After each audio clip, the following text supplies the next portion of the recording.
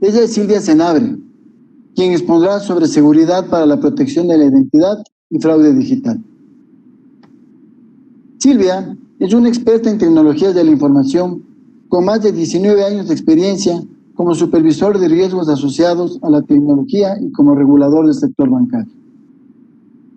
Es representante del Banco de España en diferentes organismos regulatorios e instituciones internacionales como la Autoridad Bancaria Europea, el Comité de Supervisión Bancaria de Basilea y el Consejo de Estabilidad Financiera en asuntos relacionados con el ciberriesgo, la resiliencia operacional y la computación en la nube. Actualmente codirige el IT Expert Group en el Mecanismo Único de Supervisión Europeo como la Task Force on IT Supervision en la Autoridad Bancaria Europea. Ha colaborado en diversos programas de capacitación técnica, incluyendo talleres de ciberseguridad en Jordania, Panamá y Trinidad y Tobago.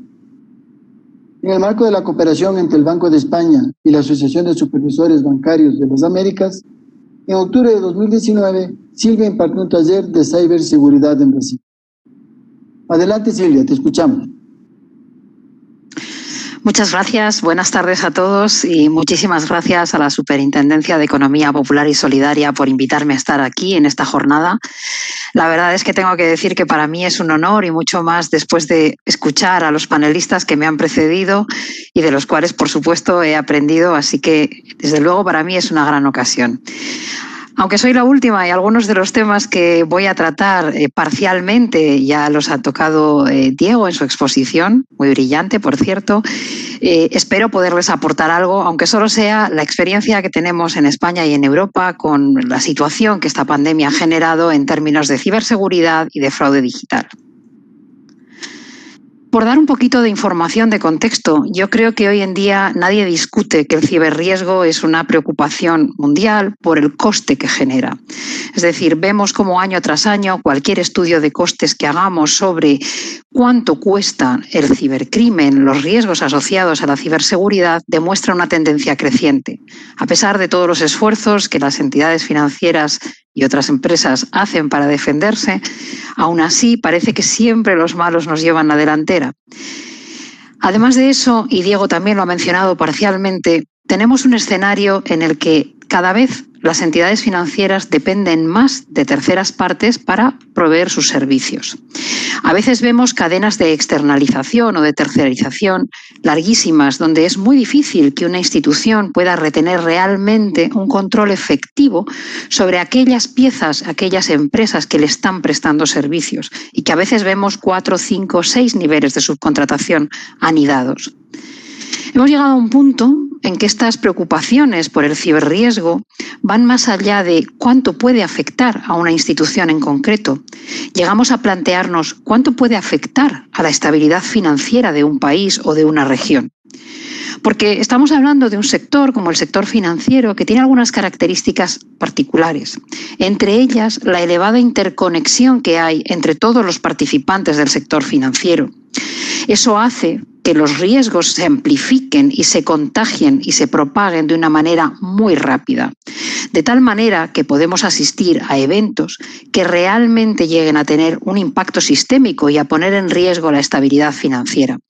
Y de hecho, hay bastantes organismos trabajando en intentar diseñar modelos que permitan valorar cuándo un evento puede llegar a adquirir esta dimensión sistémica, ¿no? Tanto el Financial Stability Board como el Fondo Monetario Internacional o en Europa el European Systemic Risk Board han trabajado y están trabajando en estos ámbitos. Por si nos faltaba algo en esta ecuación, por desgracia ha llegado esta pandemia de COVID que nos tiene a todo el planeta en una situación absolutamente excepcional y que está durando bastante más tiempo, por desgracia, del que todos anticipábamos. Por eso creo que aunque yo les aporte hoy mi visión desde España o desde Europa, en realidad estamos hablando de cosas que no son exclusivas de ningún país o de ninguna región del mundo, sino que realmente estamos hablando de un problema global. Y esta situación de la pandemia de COVID lo que ha producido es un fenómeno de digitalización acelerada. Es decir, si ya estábamos viendo que las instituciones financieras habían comenzado ese proceso para ofertar sus servicios de una manera digital a través de canales no presenciales, este proceso se ha tenido que acelerar de manera muy rápida para poder hacer frente a esas restricciones a la movilidad, a esas necesidades de evitar el contacto físico que a todos nos han afectado. Y, por supuesto, eso ha hecho que todos nosotros hoy, en vez de poder reunirnos físicamente, tengamos que estar utilizando las ventajas de la tecnología y podamos hablar a través de nuestros ordenadores y a través de las redes. Pero, sin ninguna duda, esto lo que ha hecho es aumentar la exposición de las instituciones financieras a los riesgos ciber. Y sobre eso es sobre lo que vamos a hablar a lo largo de las próximas transparencias. Estamos en una situación en la que en muchísimos casos, el personal de las instituciones financieras está trabajando en remoto desde sus casas. Yo misma, muchos de ustedes, y no todos, estamos probablemente a estas alturas del día sentados en el salón de nuestra casa participando en este evento. Y además, esos servicios que se ofertan a los clientes también se hacen a través de las redes. ¿Qué hemos visto a lo largo de estos primeros meses de la pandemia? Debo decir que durante las primeras semanas apenas vimos un repunte de los casos de ataques o de ciberataques. Parecía que había una especie de tregua, pero esto duró muy poco tiempo. Enseguida vimos un repunte de las campañas de phishing, de correos maliciosos que intentan engañar al que los recibe para que proporcione alguna información o para que instale algún tipo de software malicioso, que utilizaban como cebo, como gancho, temas relacionados con la pandemia. Hasta tal punto que en nuestro caso en España las autoridades emitieron diversos avisos tratando de concienciar a la población de que no debían abrir correos inseguros. Pero luego hemos visto a lo largo del verano un repunte muy significativo de ataques de denegación de servicio, ataques destinados a inundar de peticiones los servicios web de las instituciones hasta dejarlas fuera de servicio. Y esto lo hemos visto a todos los niveles. Les cito aquí un ejemplo que afectó a Nueva Zelanda, por ejemplo, de una infraestructura de mercado como su bolsa. La bolsa de Nueva Zelanda estuvo varios días fuera de servicio por ataques de denegación de servicio. Un ejemplo español, porque esto pasa en todas partes. También en el sector de seguros hemos tenido ataques importantes. En este caso ha sido un ataque de ransomware. Una de nuestras mayores aseguradoras del sector de salud ha estado bastantes semanas fuera de servicio porque un ataque de ransomware consiguió tomar control y cifrar todos sus sistemas y la recuperación ha sido muy costosa, muy lenta y realmente no les ha permitido prestar servicios adecuadamente a sus clientes durante bastantes semanas. Y eso que era una entidad relativamente grande y que por tanto uno podía haber esperado que tuviera mejores capacidades de defensa.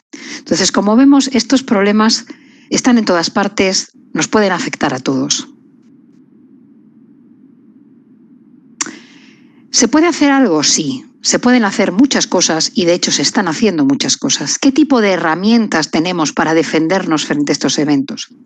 Si lo miramos desde el punto de vista de las instituciones financieras, de las entidades, hemos visto cómo han hecho un esfuerzo importante para adaptarse a esta situación en la que todo se ha vuelto digital y han reforzado sus controles en ciberseguridad. Han actualizado el registro de activos porque no se puede proteger lo que no se sabe que se tiene. Han extremado las medidas de protección de los equipos, no solamente de los equipos que ya tenían antes en sus centros de procesos de datos o en sus oficinas, sino pensemos que en muchos casos los empleados están trabajando desde casa a veces con sus propios equipos o con equipos que hubo que suministrar de manera muy rápida y que a lo mejor en los primeros días ni siquiera reunían las medidas de protección adecuadas. Se ha hecho un esfuerzo suplementario para asegurar que esos equipos estén a un buen nivel de seguridad para protegerlos. Pero además, evidentemente, ahora todas las conexiones las estamos haciendo en remoto. Ha habido que securizar esas conexiones y ha habido que poner mecanismos reforzados de autenticación, porque claro, cuando el empleado viene a mi oficina, yo puedo tener controles físicos para saber qué es, quién es y que puede entrar. Cuando ese empleado se está conectando en remoto, de alguna manera tengo que validar que esa persona que se conecta es mi empleado y no otro que lo está suplantando. ¿Cómo reforzar esos mecanismos para identificar y autenticar a las personas? Ya ha hablado antes Diego extensamente de continuidad y contingencia y por eso no voy a tocar este tema. Desde luego se ha reforzado muchísimo la monitorización. Estamos en una situación también de alerta en cuanto a la ciberseguridad y las entidades están continuamente monitorizando cualquier tipo de evento que pueda presentar un patrón anómalo y que pueda degenerar en una alerta de seguridad. Y, evidentemente, se ha hecho un esfuerzo muy importante por formar a los empleados y a los clientes para que sepan cómo deben actuar, para que tengan cuidado con la información que manejan, para que no abran ese correo malicioso, no se fíen, no divulguen información por teléfono que no deberían, ¿no? Hemos visto también incidentes en los que, por desgracia, un empleado que se ha llevado información a casa con su mejor voluntad para hacer ese trabajo, bueno, no ha sabido custodiarla debidamente y ha sufrido una pérdida de esa información que sí era confidencial. Por tanto, este es un aspecto muy importante. ¿Qué podemos hacer los reguladores? ¿Qué estamos haciendo los reguladores? Evidentemente estamos emitiendo regulación, pero sí que además con una perspectiva que ha cambiado mucho en los últimos años. A mí me gusta decir que cuando hablamos de ciberseguridad, por supuesto, hablamos de tecnología, hablamos de procesos, pero sobre todo y fundamentalmente hablamos de personas. Y eso ha sido un cambio de paradigma muy importante, porque es cierto que hace unos años casi toda la regulación que emitíamos estaba enfocada a gestionar los riesgos puramente tecnológicos. Sin embargo, en los últimos años hemos hecho un esfuerzo muy importante por regular el gobierno corporativo, que se ha mencionado también antes, cómo gestionar esas terceras partes que nos están prestando servicios, porque al final seremos tan fuertes o tan débiles como sean todos esos eslabones de la cadena en los que nos estamos apoyando. Los datos, fundamental, estamos manejando información que además en muchos casos es extremadamente confidencial. ¿Cómo debemos gestionar y proteger esa información? Y por supuesto, si la palabra resiliencia, que hemos aprendido perfectamente su significado antes, tiene más relevancia en algún contexto, en este contexto de la ciberseguridad es quizá donde mejor se refleja esa necesidad de adaptación constante a un entorno que cambia todos los días. Tenemos un panorama de amenazas completamente diferente. Cada día hay una nueva, cada día hay un atacante nuevo. Por tanto, necesitamos ser flexibles, necesitamos adaptarnos y asegurar que tenemos esa resistencia, esa resiliencia que nos demanda la situación para poder seguir prestando nuestros servicios a nuestros clientes, pero de una manera segura. Los supervisores, este es otro enfoque, ya no solo regulamos, además vigilamos el cumplimiento de esa normativa. ¿Qué estamos haciendo? Bueno, muchos de ustedes seguramente ya saben, pero por si acaso lo voy a contar brevemente aquí, que en el caso de Europa tenemos un mecanismo único de supervisión que abarca a muchos países. Abarca a los 19 países de la zona euro y recientemente se han adherido también Bulgaria y Croacia. Somos 21 países.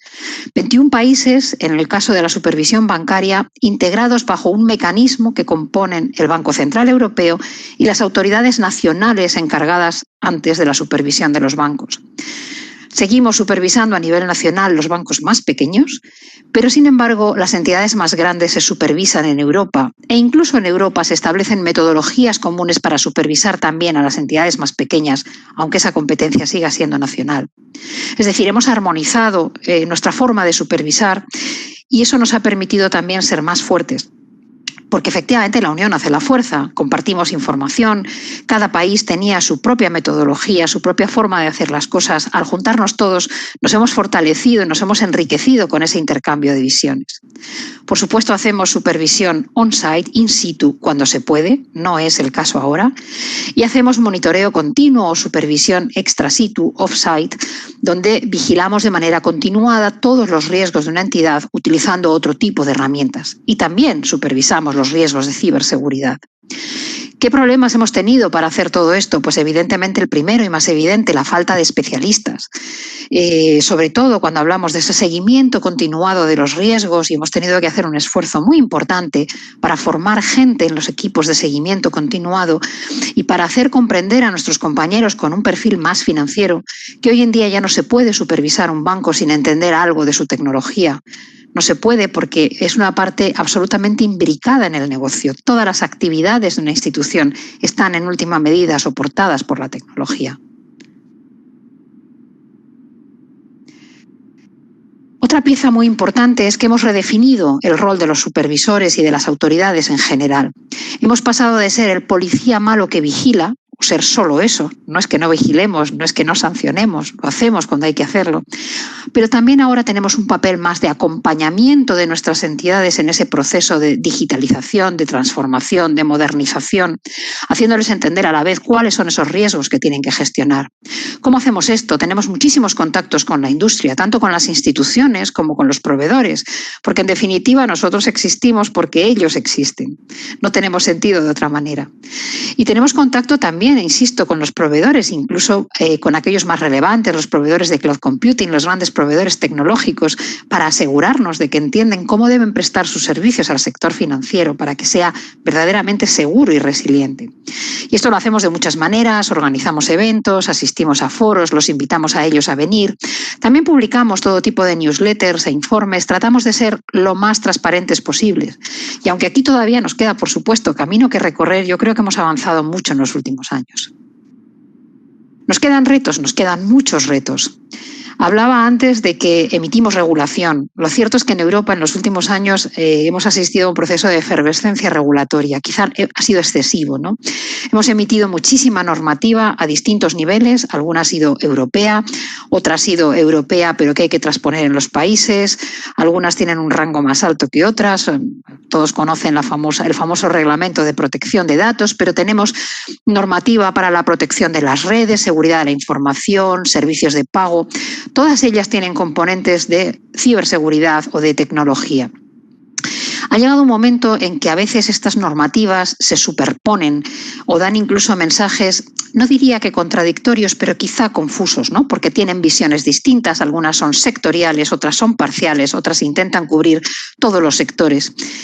Lo último que tenemos es un reglamento que acaba de publicar la Comisión Europea el 24 de septiembre, hace muy poquito, sobre Digital Operational Resilience. Y es un reglamento muy importante porque realmente va a afectar a todo tamaño y todo tipo de instituciones financieras en toda Europa. Y ahí se van a tratar temas muy importantes, cómo deben gestionar las entidades sus riesgos tecnológicos. Se va a hablar de notificación de incidentes, se va a hablar de pruebas de ciberresiliencia, de compartir información. Es decir, este reglamento, una vez que el texto sea definitivo y se acabe la negociación y entre en vigor, realmente nos va a permitir dar un paso muy importante en asegurar que todo el sector financiero europeo mejora su nivel de resiliencia y su nivel de ciberseguridad. No solamente los grandes actores, que yo creo que en general están en mejor situación, tienen más medios, llevan más tiempo trabajando, sino también, por supuesto, todas las pequeñas instituciones que son una pieza fundamental del sistema financiero, porque a veces llegan donde no llegan las grandes, ¿no? Entonces, creo que este nuevo reglamento va a contribuir a que mejoremos ese nivel de resiliencia en todo el sector financiero. Pero sin duda necesitamos simplificar y que este reglamento sustituya a algunas de las regulaciones que tenemos ahora. Y todo este panorama europeo, bueno, está muy bien, tiene muchas ventajas. Evidentemente, he dicho antes, la unión hace la fuerza, pero lo cierto es que también plantea un reto fundamental en términos de coordinación entre autoridades. Somos demasiadas autoridades implicadas en estos temas de la ciberseguridad y la ciberresiliencia. Tenemos muchas autoridades sectoriales a nivel nacional, pero también tenemos otro tipo de agencias que tienen algo que decir en materia de resiliencia y ciberseguridad, las agencias de inteligencia, las agencias de protección de datos, los centros de respuesta ante incidentes. Y todo esto tiene un reflejo europeo, con lo cual esa coordinación no se puede establecer solo dentro del país, sino que hay que establecerla en la región. Y este es un reto al que las autoridades nos enfrentamos cada día. Pero quizá los que más retos afrontan, evidentemente, son las instituciones financieras. Hablamos de identidad digital, hablamos de prestar servicios digitalmente. La identidad digital es un bien que hay que proteger. Necesitamos ofertar a los clientes de las entidades buenas experiencias de usuario, servicios innovadores, pero necesitamos hacerlo con seguridad. El negocio financiero se basa en la confianza. Si a un cliente le roban, si un cliente tiene una mala experiencia de seguridad, dejará de confiar no solo en esa entidad, sino probablemente en todo el sistema. Y eso no nos lo podemos permitir. Con lo cual es muy importante que las entidades en este entorno de digitalización creciente y acelerada y pongan todo tipo de medidas para garantizar que esos servicios se prestan de manera segura. ¿Hacia dónde están evolucionando las entidades? Pues estamos pasando de ver medidas biométricas para identificar a los clientes a través de algo que ellos son, una característica física estática, como la huella o quizás la voz o algún otro tipo de medida, a biometrías más dinámicas, biometrías del comportamiento. Es decir, estamos pasando a ver cómo las entidades, en su intento por ofrecer mejores experiencias de usuario, pero también más seguras, evolucionan hacia analizar cómo teclea un cliente, cómo habla con un call center cuando se autentica por teléfono, etcétera, etcétera. Una biometría mucho más dinámica, que combinan, por supuesto, con una información de inteligencia, de conocer el entorno de amenazas que hay, qué tipo de actores es más probable que ataquen a un tipo particular de institución en función de su tamaño, de su distribución geográfica, de los servicios que oferta. Combinar toda esa información con tecnologías de machine learning o de deep learning para conseguir llegar a detecciones del fraude o de fraude potencial en tiempo real. Es decir, las entidades evidentemente están avanzando muchísimo en este sentido. Ya para terminar, hemos recorrido mucho camino, pero lo cierto es que todavía tenemos cosas que hacer. A nivel micro, a nivel de cada institución, hay que mejorar en gobierno, hay que tener recursos, hay que formar y concienciar a cada empleado, desde el director general hasta la persona que atiende el teléfono, todos, porque todos podemos ser el eslabón más débil.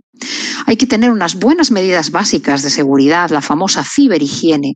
No voy a hablar de continuidad de negocio, creo que Diego lo ha dejado súper claro. Hay que gestionar a los terceros.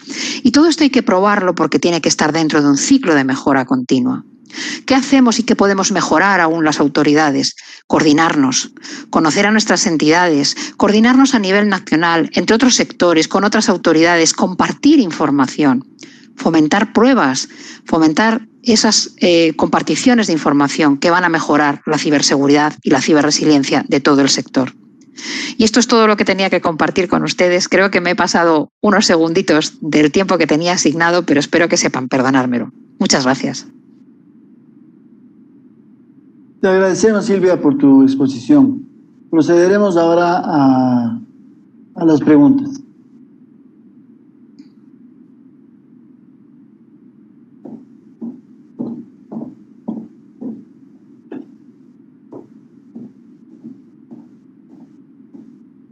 Silvia, en un mundo en el que la información digital, el uso de las tecnologías de la información y las comunicaciones aportan al desarrollo económico de una sociedad, ¿consideras necesario la implementación de estrategias y políticas nacionales que permitan enfrentar las amenazas cibernéticas? Pues es una excelente pregunta. Sin ninguna duda sí, porque, como comentaba antes, los riesgos de ciberseguridad no entienden de sectores ni de fronteras, nos afectan a todos por igual. Cuando un país quiere modernizarse y quiere transformarse, quiere que todos sus sectores estratégicos evolucionen, sean innovadores y ofrezcan más servicios digitales para poder llegar a todos los ciudadanos.